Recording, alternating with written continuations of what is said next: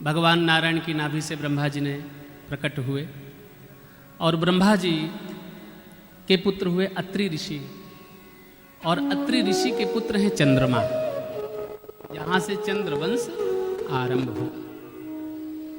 इसी चंद्रवंश में मेरे गोविंद प्रकट हुए और महाराज चंद्रमा के जो पुत्र हुए उनका नाम बुध पड़ा, और बुध के जो पुत्र हुए उनका नाम पुरुरवा पड़ा।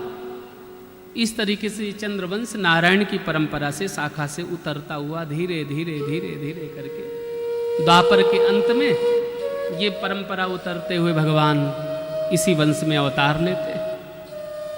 महाराज बुध के पुत्र पुरुरवा जो हुए ना, इन पुरुरवा के वंश में आगे चल करके इनके 6 पुत्र हुए, आयु, सुतायु, सत्यायु, रय, विजय और जय।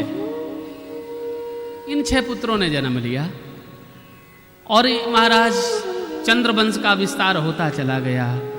इसी वंश में गाधी नाम के ऋषि हुए, गाधी तनय चिंता अति व्यापी। इन्हीं के पुत्र विश्वामित्र जी हुए। ये चंद्रवंश के पराक्रमी राजाओं और संतों में से कहे गए। और महाराज इसी वंश में आगे चल करके जमदग्नि ऋषि हुए, उनकी पत्नी रेणुका, इनके यहाँ पर भगवान परशुराम ने जन्म लिया। ये चंद्रवंश में ही इनका अवतरण हुआ है। आगे चल करके इसी चंद्रवंश में राजा यदु हुए,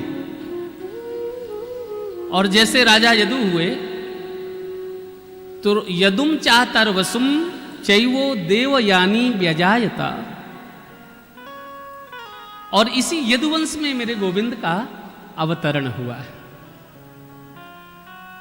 राजा यदु के यहां पर 2 पत्नियां,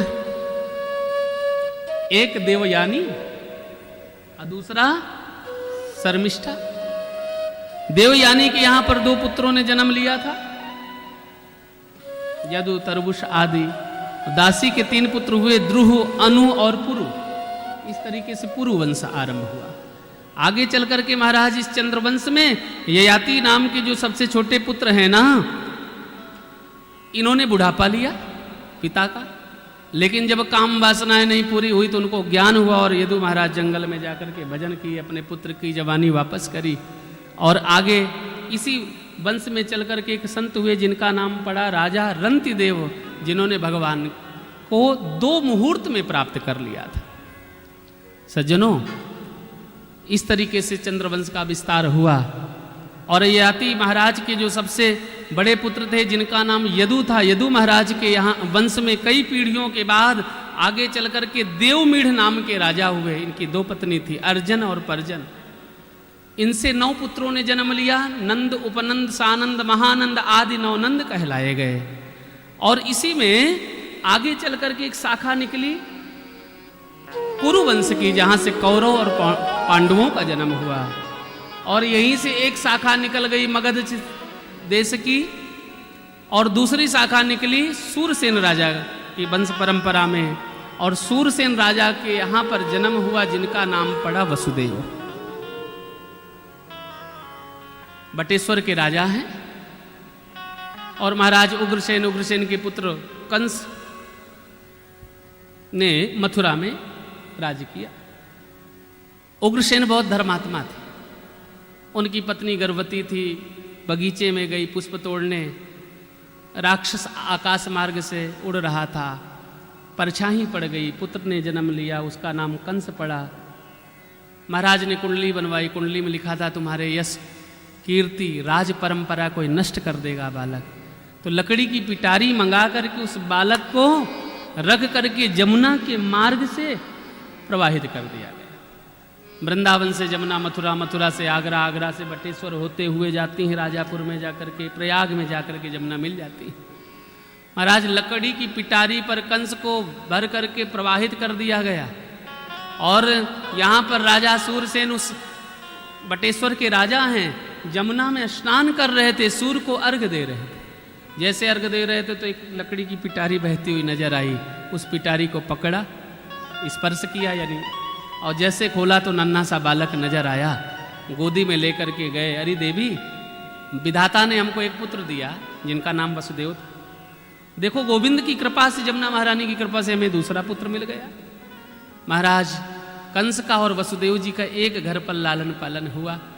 थोड़े बड़े हुए नारद जी ने आज सब कुछ समझाया कि राजन, अरे कंस, तुम्हारे राजा ये नहीं, तुम्हारे पिता ये नहीं, तुम्हारे पिता तो मथुरा के राजा है, एक क्षत्र राज है। जंगल में जाकर के भोले बाबा की साधना करी और महाराज इतना पराक्रमी हो गया कि दैत्यों की सेना एकत्रित कर दी। बकासुर, अगासुर, पूतना, तृणावर्त, और यहाँ तक कि महाराज जरासंध के यहाँ पर 2 बैल थे, वो छूट गए। उन दोनों बैलों को नाथ करके जरासंध मगध देश में गया कंस, और कहा कि सुनो, अपने इन बैलों को संभाल करके रखो। इसकी वीरता के कारण जरासंध प्रसन्न हो गए। और जरासंध के यहाँ 2 बेटियां थी, अस्ति और प्राप्ति।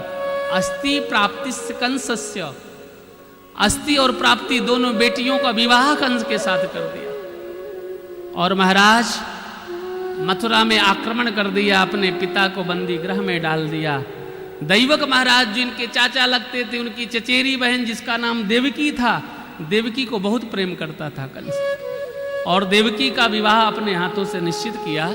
और जैसे देवकी को रथ पर बिठा करके भेजने की तैयारी करी, वहीं पर आकाशवाणी हुई, देवक्या गर्भ संबंधो कुतो देहांतरम बिना। और उसी समय पर आकाशवाणी हुई, हे दुष्ट, हे अज्ञानी, पथि प्रग्रहीणम। रास्ते में चलते समय देवताओं ने आकाशवाणी किया और क्या कहा, अस्यः अष्टमो गर्भो हंतायाम बहसे बुधः। हे अबुध, तू जिसको लेकर के जा रहा है, इसके 8वां लाल तेरा काल बनेगा। कंस घबरा गया, केस पकड़ करके नीचे उतारा, बंदी गृह में डाल दिया। वसुदेव जी ने समझाया, सा कथम भगनिम हंत्यात्, अपनी बहन का वध करोगे तुम्हारी इस कीर्ति नष्ट हो जाएगी। धीरे धीरे करके 6 पुत्रों को देवकी ने जन्म दिया। कीर्तिमंत पहले पुत्र का नाम पड़ा, दूसरा, तीसरा, चौथा, 5वां, 6वां। और वसुदेव जी का विवाह देवकी के साथ हुआ, लेकिन पौरवी, भद्रा, इला, मदिरा, यानी 7 पत्नियां थी। पत्न आनक दुंदुभे, अनेक पत्नियां थी। देवकी प्रमुख आसन, देवकी सबसे छोटी थी। आज भगवान की कृपा से 6 पुत्र हुए, 6 का वध हुआ, 7वें में साक्षात शेष भगवान पधारे। वसुदेव जी की जो दूसरी पत्नी जिनका नाम रोहिणी है, रोहिणी नंद भवन में, नंद उपनंद सानंद जो गोकुल में के राजा है नंद बाबा, यशोदा के साथ रोहिणी पल रही है, रह रही है। आज देवकी गर्भ संभूतो, देवकी के गर्भ से संकर्षण भगवान को खींच करके रोहिणी के गर्भ में स्थापित किया, जन्म लिया, नाम पड़ा बलराम। बलाधिक्यात बलम विदुः, अधिक बल होने के कारण बलराम नाम पड़ा। और धीरे धीरे करके भादों का महीना आया, अष्टमी तिथि आई, और माँ के गर्भ में आभास कराया भगवान ने, और देवकी का 8वां गर्भ देवकी ने धारण किया। उधर नंद भवन में नंद बाबा के यहाँ पर कोई बेटा नहीं, कोई बेटी नहीं। अपने गुरुदेव सांडिल्य ऋषि से प्रार्थना करी, पुत्रेष्टि यज्ञ कराया गया, संतान गोपाल मंत्र का जाप कराया गया। यशोदा मैया भी गर्भवती हुई। और इधर धीरे धीरे करके भादों का महीना, अष्टमी तिथि, और अष्टमी तिथि के मध्य में मध्य रात्रि में भगवान चतुर्भुज रूप से प्रकट हो गए। बोलिए नारायण भगवान की जय हो। जय जय श्री राम। भगवान प्रकट हुए, भगवान की स्तुति हुई। सत्यव्रतम सत्य परम त्रिसत्यम, सत्यस्य योनिम निहितम च सत्ये, सत्यस्य सत्यव्रत सत्यनेत्रम, सत्यात्मकम त्वाम शरणम प्रपन्ना। हे प्रभु, आप सत्य, आपकी लीला सत्य, गुण धर्म सत्य, और जिनको मारना रिश्ते में आपके सगे मामा लगते हैं, भूल मत जाना। देवताओं को भगवान ने स्वस्थ किया और भगवान प्रकट हुए, चतुर्भुज रूप से भगवान प्रकट हुए मथुरा के बंदी गृह में। और चतुर्भुज रूप से प्रकट हुए, देवकी ने प्रार्थना करी, प्रभु मैंने तो आपको बालक रूप में याचना करी थी। भगवान ने कहा कि माँ क्या करूं, मामा कंस मारने चले जाते, इसलिए हम अस्त्र शस्त्र लेकर के आए। यदि मैं बाल रूप में परिणित होता हूं तो भी मेरी जिम्मेदारी आपकी।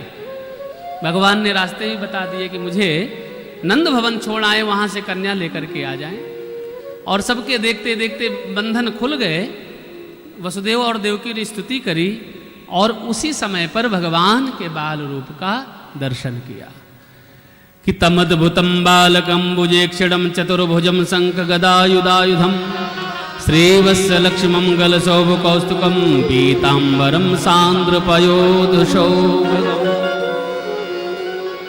हे भगवान, आपके चरणों की शरणागति स्वीकार करते हैं। इस तरीके से भगवान की स्तुति करी। भगवान को पालने में यानी सूपे में डाल करके ले करके आए गोकुल।